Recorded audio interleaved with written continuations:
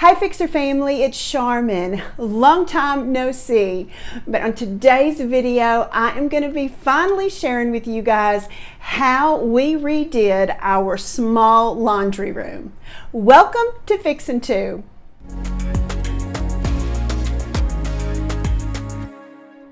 Well, just as I said in the opener, I'm going to share with you guys how we redid our small laundry room.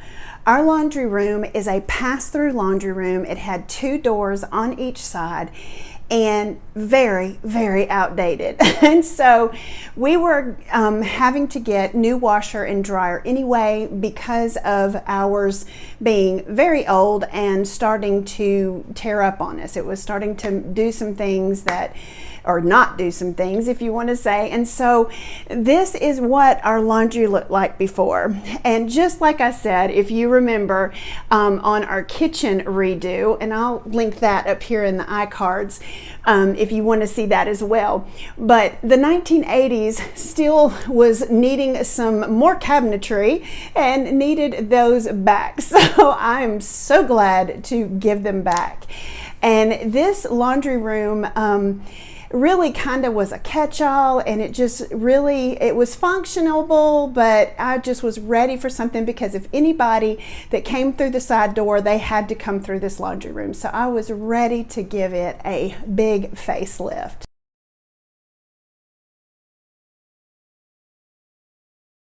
So of course the first thing that we did is we removed all of the junk, all of the stuff, went through it, threw away a bunch of stuff, reorganized some things, moved some things around in other parts of the house that needed to be. It's just so that we could have just the things that we needed in this space. And so we went in and did all of that. We took down those cabinets, going through and tons of screws, trying to figure things out. And we finally got those cabinets off the wall. Now at first we were just going to leave the washer and dryer in there to be picked up and everything. And so started to kind of do some things with them in there, but then realized that it was going to be much easier to do the things that we wanted to do by taking them out. So once we took down the cabinets, we also wanted to take down the 2 opposing doors. I understood the door leading from one side into the our actual kitchen, but the other door, because of the way that the house was built, I really didn't understand why it was there. It never opened, closed that door. It always stayed open.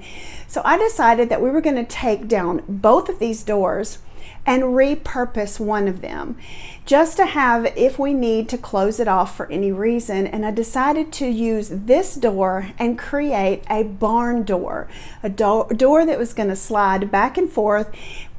Just definitely got the bracket that we put up for the barn door, got that from Amazon, and anything that I've used during this that I can find links for, I will definitely link those down in the description box for you. The next thing we needed to do after the doors was we needed to take down this ugly border. Guys, I can't believe that I have left this border up for 12 years. We've been in this house almost 12 years and I left that border in there. I came in when we first moved in and took out all the wallpaper that I could, and I left that border in there. And you know, it was a little bit of a job. The vinyl part of it came off really easy, but then you had to go back in with a spray bottle of water, let it sit, and then scraping it off and working that and getting those off. After it all dried, of course, it left a residue of the glue. And the easiest thing to do that I found was just to take a palm sander after it was completely dry and go in and sand all of that glue residue off. It worked out great.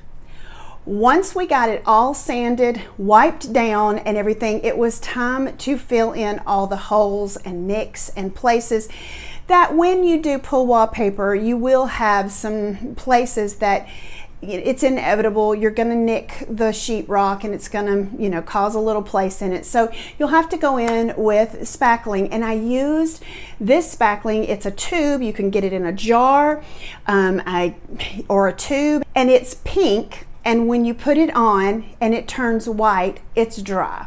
And I love this stuff. It works out great for nail holes, screw holes, little nicks in the sheetrock, paintable, and once it's sanded, you never know that those places were there. We let that all dry overnight. It had been a long day of doing this, and so the next day we got in there and I went in and sanded everything down really well and wiped all of the residue off of the walls, and then it was time to paint. And you can tell when he starts painting here that there wasn't painted, I should say, behind where those cabinets were, and so we wanted to make sure that we had enough paint to do 2 full coats. So the first time around we didn't go below where we knew the new washer and dryer was going to be, but it wound up working out just fine. We were able to put 2 complete coats over the entire room, all 4 walls and everything, and so that turned out great. We went in with some white paint to touch up the baseboards and around the door, because I also went in and filled in all of the holes for all of the hardware that we took off for the doors to give it pretty much as smooth as we could transition. It didn't look perfect, but it worked out just fine.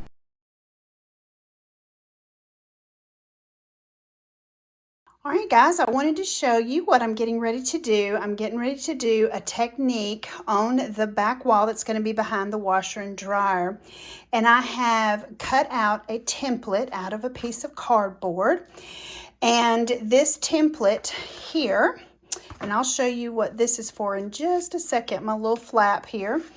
But I created this on my computer, just in a Word document using the shapes and stuff, a triangle and a rectangle, till I got it kind of like I felt like I wanted it. Printed it on my computer and cut it out like this, put it on the cardboard and cut it out of the cardboard. And this here is what I'm going to be using this for, to create on the back wall, and it'll be going all the way across and down, kind of a, you know, a herringbone. Doesn't have to be perfect. It's supposed to kind of be a little imperfect as we're putting it up, but this little line here is to help me, like if I'm putting it at the top of the wall. Y'all excuse my craft table, it is a mess. But you'll put it at the top of the wall, and then of course draw your lines here. And then as you go down, you'll move it down just this far to do your next set, like that. When you get it all the way done, you'll move it over here. This, of course, will be flipped up on the edge in the corner of the wall. Well, when you bring it over, you'll see that that's going to be the space in between this row. So you've got this set, this being the space here. And then this is the space to where you can start the next one, and we're going to do that all the way across the wall. So really super simple. Cross your fingers, everything will come out fine, and we're just going to go for it. While I was doing that fun pattern on the wall with my big Sharpies, and don't forget, like I said, everything that I use that I can find links for, I will definitely put down in the description box below for you, so that you can go and find these items if you want to do something similar with these projects. But while I was doing that project, Brian was out in our storage building, and he was staining the wood that we had gotten from I think it was Home Depot, and we did our measurements, made sure that we measured in both places that these were going to approximately be hanging, because you know, no wall is completely square, and so you're going to have a little bit of difference in the actual, you know, area on the top and on the bottom. So we went and measured those, went to Home Depot, we had them cut, and I'll put the links down here because I'm not quite sure. I can't remember the width, the thickness, and the depth of them. And of course, everybody's will be different because your area will be different as far as the length goes. But while I was doing the wall project, he was out there staining them, and I went out and snuck a little bit of video of him staining those for me, just to give you an idea of what they were going to look like. They turned out so beautiful. I love this color stain. It's my favorite stain I've used 100 times. Still have some left in that can. Isn't that crazy? Oh goodness. But anyway, so we got those stained, we let those completely dry. I completed the wall, and I didn't get footage of this, but we found the studs in the wall and hung these brackets. And I love the way that these look. They kind of give you that industrial feel, but also that rustic feel and everything. And it's really, I really wanted these open shelves just to give this small space a larger feel to it. And so putting in these brackets, and we did wind up going back and putting a center bracket, so it's really 3 brackets for each shelf, because this wood is pretty heavy, and we don't really have heavy stuff on it, but we did not want to run the risk of these things falling.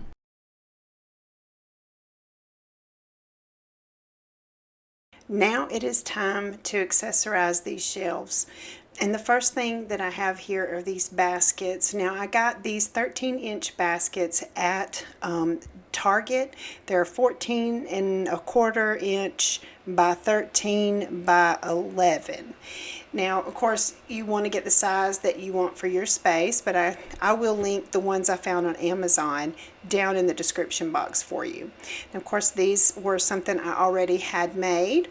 And I got this rug at HomeGoods and found this cute boxwood topiary type plant in this concrete pot. I got this at Big Lots. I also wanted to get something for my liquid detergent, and so I found this drink dispenser as well as these 2 cute containers for my scent beads and my powder detergent. And then from HomeGoods I found this acrylic container with this cute bamboo lid. And guys, I just went after it, putting things up, and of course you'll see that I moved stuff around and changed some stuff here and there, some things that that's the way I decorate. And even with the laundry room, you'll see that is exactly what I'm going to do as well. And just took off labels, put things in here, and guys, this is where you can truly make this your own by bringing in some decorative elements as well as functional elements as well. Now, the one thing that you won't see right here, but you'll see when I do the full reveal, is I did go to the Dollar Tree, and I also purchased some really cute spray bottles for my stain removers and things like that, and a different type of bottle to put my Clorox in. And so you'll see a few other little things that I added. And then, of course, I wanted to put this decorative rug down. I did wind up putting rug tape down. So, guys, let me remind you what the before looked like.